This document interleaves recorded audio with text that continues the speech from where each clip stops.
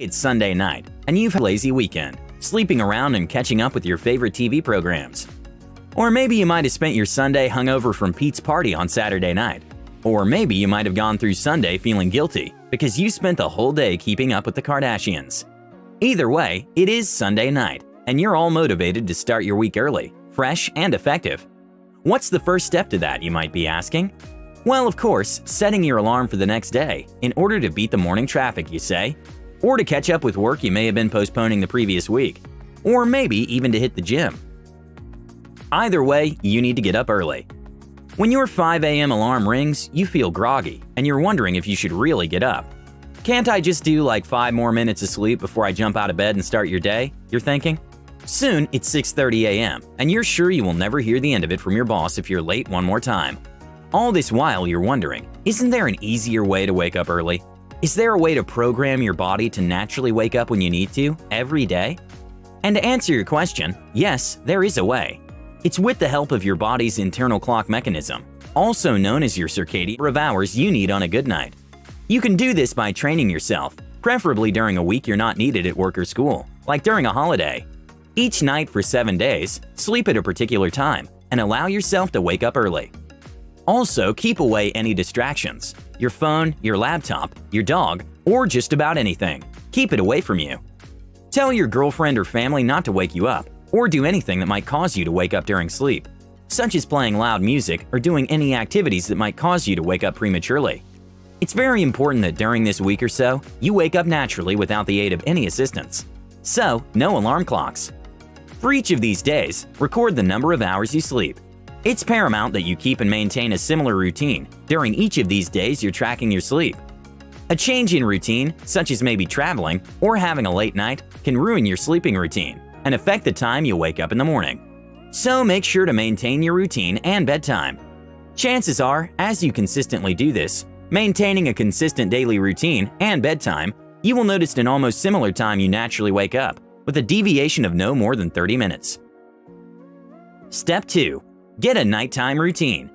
Winding down is one of the most underrated parts of getting good sleep, and good sleep is a prerequisite for getting rid of that alarm clock. Come up with a night routine that helps you relax.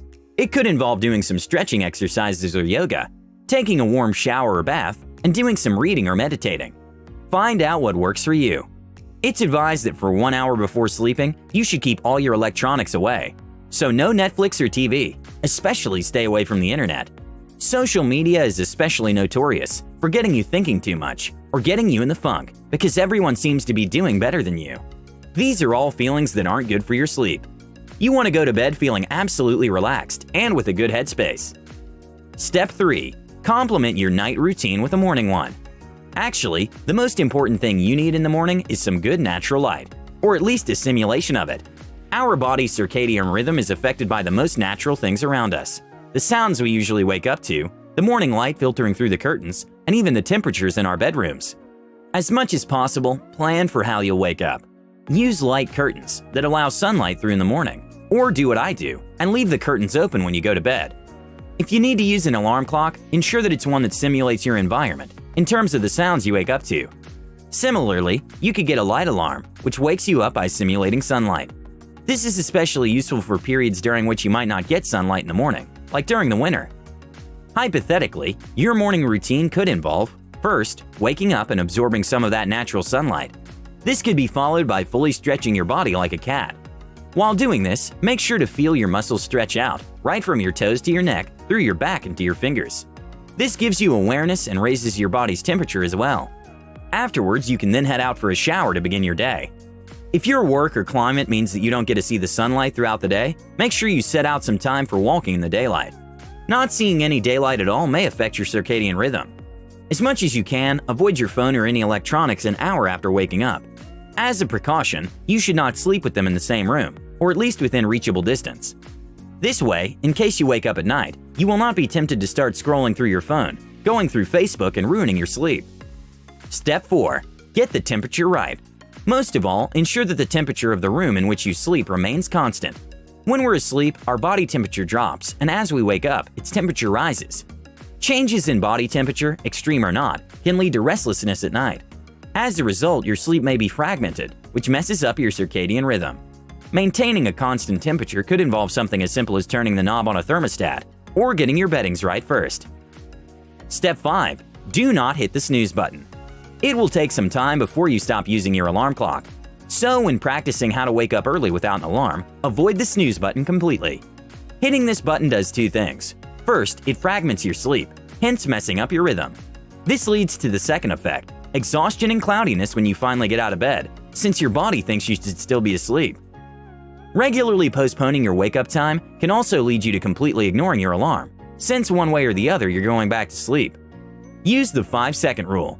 This basically means that if you have an impulse that is pulling you, and you don't marry it with an action within 5 seconds, you pull the emergency brake and kill the idea. The problem isn't that you don't want to get up and wake up, it's that you don't act on it. So next time your alarm clock rings, count to 5, throw away your blankets, and get up. Step 6. The wake-up time. Finally, to purge you of your alarm clock, ensure that you wake up at the same time every day. This is the most important part of waking up naturally.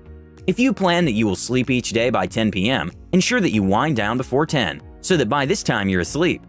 In some unique situations, you may be required to sleep later or earlier than your scheduled time because of some inconveniences. If you have to wake up early, say for a flight, replace the hours and minutes you'll lose in the morning. For instance, if you need to wake up the next day at 4:30 a.m. to make your flight, and you usually sleep at let's say 10 p.m. and wake up at 5 a.m., adjust your sleeping time to 9:30 p.m. in order to maintain those 7 hours of sleep you usually get. Thank you guys.